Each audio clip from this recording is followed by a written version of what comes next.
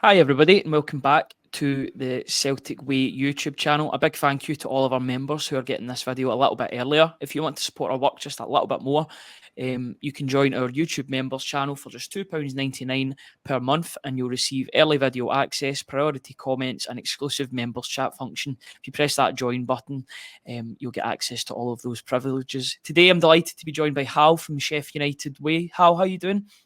It's good, isn't it? We've got the Celtic way, the Sheffield United way. No, This feels like the only way. Yeah, It's worked out I like that. The perfectly. only way, I was going to say the only way is Essex, but I'm not even going to start that. Thank you very much for joining me this morning when we're recording this. It is currently Wednesday morning, a couple of days after Celtic defeating Rangers 3-0 in the Glasgow derby. So it seems like a good time to talk about some of the incoming transfers that have came through. It was particularly Auston Trusty who made the £6 million move from Celtic to Sheffield United last week, round about this time last week, near enough, 5-6 days ago. So, Hal, first of all, what was your first thoughts on Auston Trusty? Because he had that loan at Birmingham the season prior. I know there was interest. There's particularly interest up north in from Rangers for Auston Trusty last summer, but he made the move to Sheffield United. What were your first sort of impressions of him? Because he was an Arsenal player. He'd also played for Colorado Rapids. But what was your first sort of opinion of the player? Well, we'd seen him play against us at left back for Birmingham City. It's a position he can play. I think he's only played around 20 or so games at left back. He can play left wing back as well. But he is a centre back, and we were playing a back three at the time when we went into the Premier League, and we needed a player that could cover that left side of centre back position. And he seemed like a trusty option. Now, we brought him in for less than we've sold him for, which is very rare for Sheffield United. We normally do bad business, but we've done a bit of good business here. And we were quite excited because he'd looked very good for Birmingham City, player of the season, even though he's only on loan from Arsenal. It's quite rare for a loan player to get, fans player of the year. But he stood out and he looked really good against us. So I was excited. Other players were excited. And then he was thrown into a very, very difficult Premier League season.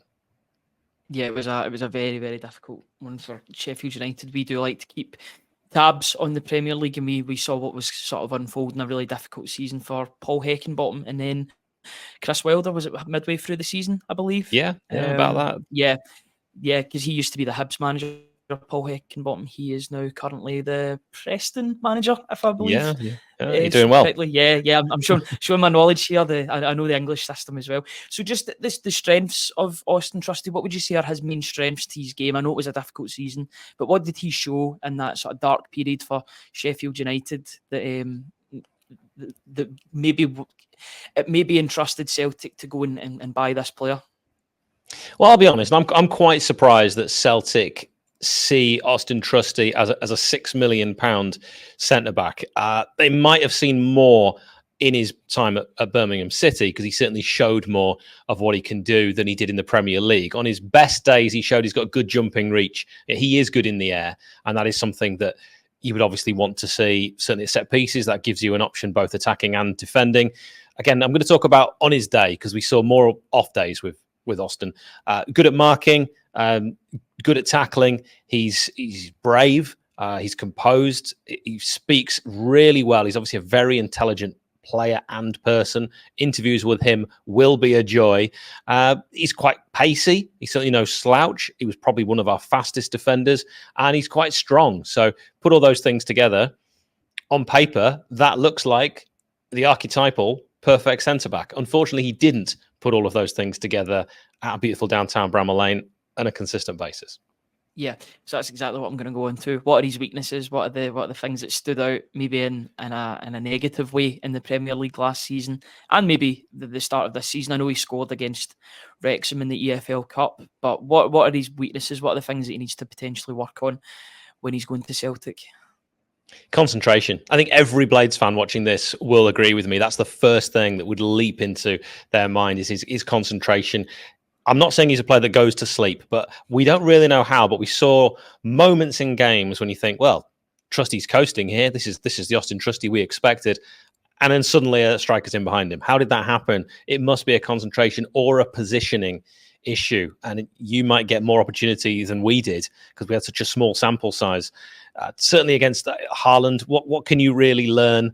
Against the big boys playing like the top six, we're not going to learn too much about our players because we're going into those games not really expecting anything. So you ignore those games, and it was the other games where we were expected, like a Crystal Palace at home, for example, Crystal Palace away, other games like Luton and maybe a Bournemouth or a Brentford match where you'd think, right, these are the games where we're going to judge these new signings, of which he was one of a few.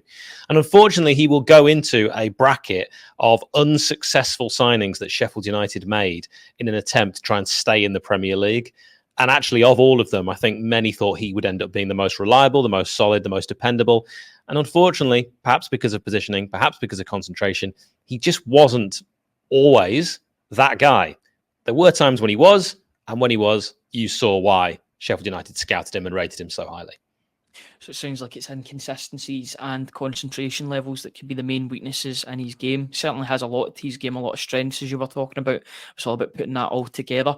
At the age of 26, do you think he can improve on these? I know for concentration with Celtic will hold the ball a lot of the time, so it might be only 2 or 3 times in a game, especially domestically, that he's called upon to do his defensive work, maybe more so in a Rangers game, although looking at the game recently, that might not be the case as well. He'll have a lot of the ball. Is this maybe the areas that he can improve at the age of 26, his concentration levels, to maybe push into that USA national team? I know he got called up a couple of days ago. Are these the places that he needs to really work on if he wants to become a fully fledged Celtic defender and be that first choice? He's got the technical ability, and he'll be alongside at times another American in Cameron Carter-Vickers, a former Sheffield United player himself. Yep. And I'd imagine those two, you'd assume, will be friends. Austin seems like a hard guy to not like.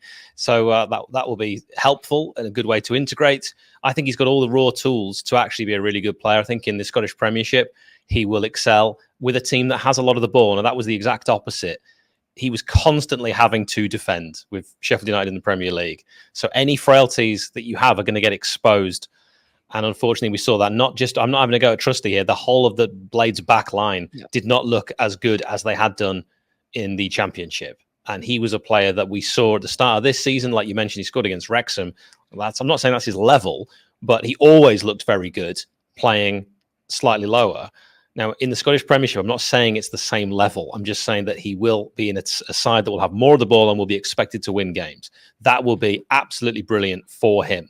In Europe, who knows? Might be a different story. That'll be maybe similar to the story that we saw against some of the better sides. However, he's a very intelligent man, as I've mentioned a few times. Every time you read anything he's said or watch any videos or any interviews, he clearly wants to keep improving, keep learning, and become the best player he can be. He's already got this far by being that. I think there's a really good, solid defender in there. And maybe in years to come, he'll look back and be able to explain far better than me why it didn't work out quite as it should. Because as I say, there were games when he was 10 out of 10, but there were others. Yeah, I have been listening to a couple of his press conferences, and that's one of the first things that sort of stands out to me is how well he speaks. He's definitely... Yeah. And Cameron Carter-Vickers is the same. He speaks pretty well. Alistair Johnston, who's a Canadian right back for Celtic, he speaks pretty well. He seems as if he's a good person. It's the North American system, though, isn't it? You have to keep going through college, and you can't just sort of sign up to a pro club at 16 and then forget about your education. You do still have to go through that in the States and in Canada, and maybe that's why they're so erudite. Who knows? Yeah, absolutely. So were you happy with Sheffield United's business? Obviously, you signed him for $5 million. He went for $6 million. As a Sheffield United, someone on looking on Sheffield United, were you happy with the $6 million that you got from him? Or for him? Because he'd not improved. So you have to say that. Yeah. Is this just inflation? Inflation hasn't gone up $1 million in a year. So it's a real crisis. We were pleased because whilst I do believe he'd have been really good for us in the Championship, I think we'd have seen that player that Birmingham saw, and he would definitely have been a candidate, I'm sure, at the end of the Championship season for Fans Player of the Year. And there'll be Blades watching this thinking, what?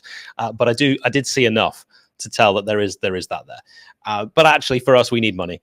And we have been offloading anyone really that we get a decent offer for. We sold William Masula to Newcastle United for a figure that was, I think, wildly inflated, considering he only had 1 year left in his contract. And Trusty, similar. I would have been happy if we'd have been offered 5. But the Blades actually were stuck to their guns, wanted a bit more, got it. And we've been able to use that money, reinvest. And our squad now looks very strong. Remember, we've had a 2-point deduction. And so when you look at the Championship table, if you ever do, you might think, we're not doing as well as we should, well, actually, we'd be joint fourth. Yeah, that's it. You're doing really well at the start of the season. Obviously, having an experienced manager in Chris Wilder, who's done it before. You know, he's got the blades up before in his time there.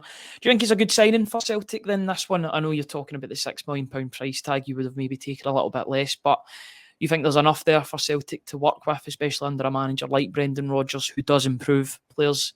Do you think this is a good move for Trusty and for Celtic as well, both sides? I hope so. He comes from a family of athletes. His middle name is Levi, so it's in the genes. Sorry.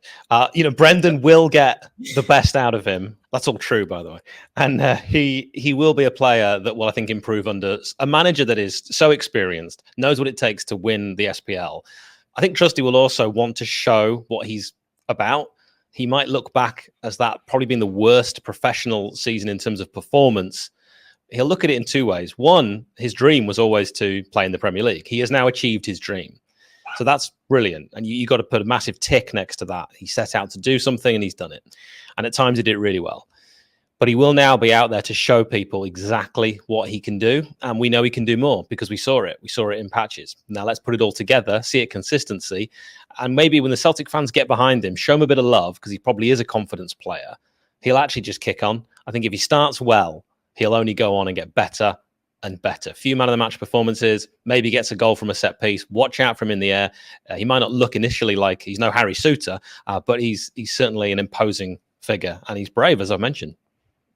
Yeah, you mentioned it earlier on, but do you think that relationship, this sort of camaraderie between himself and the likes of Cameron Carter-Vickers, that could maybe form a potential partnership? I know they both played for Sheffield United at different points in their career. They never played together, although they're in the same national team setup. Could that be a partnership that really comes to fruition at Celtic, do you believe? Because Cameron Carter-Vickers has kicked on and then some whilst at Celtic. A lot of people are saying, including myself, he's the best defender I've seen at Celtic in the sort of 15 years that I've watched Celtic ply their trade, really. So could that could be a potential good partnership, a good all-American partnership.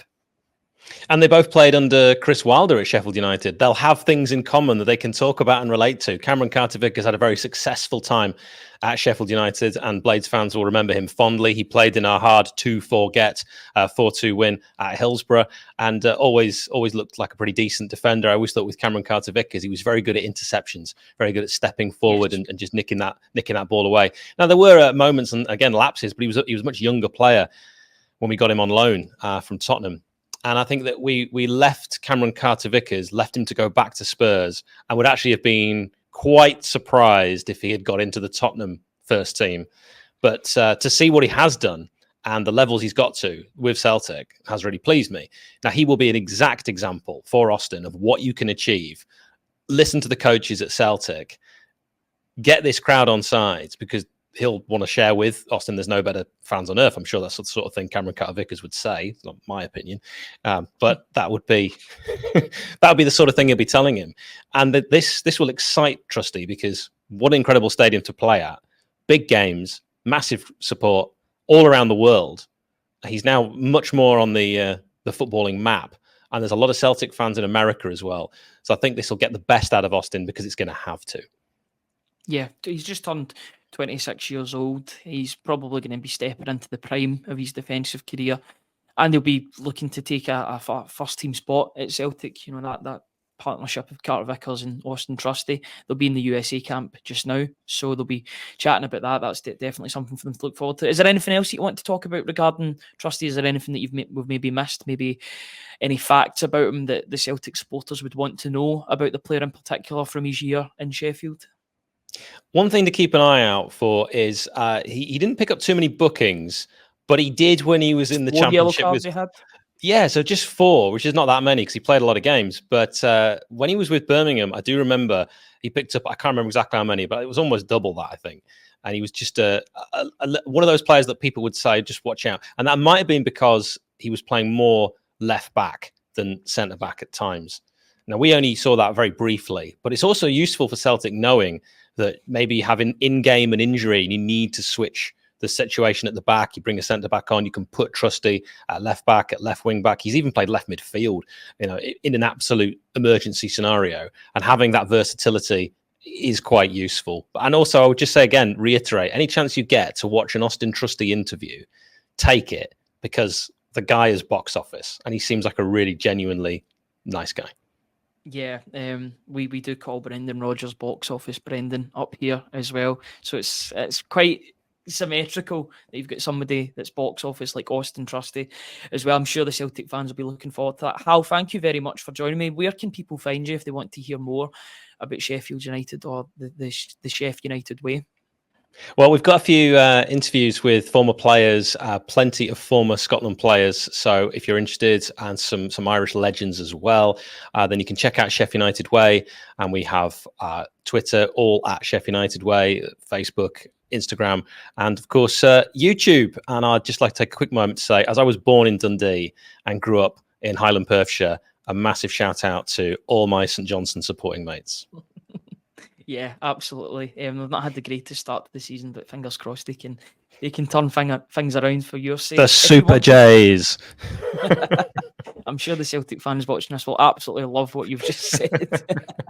If you want to watch just that little bit more, guys, and thank you to everybody that's watched the video, you can join our YouTube members channel for just £2.99 a month. You'll receive early video access, such as this video, priority comments, and exclusive members chat function. Thank you to everybody that's pressed that join button on the desktop. We really do appreciate all your support. Hal, thank you very much for joining me today. Fingers crossed for the rest of the season. It's been a good start for Sheffield United back in the Championship. Fingers crossed they can do the business and get back to the Premier League after one season. Thank you so much. Thank you to everybody for watching. And yeah, we'll see you all in the next video. Cheers, guys.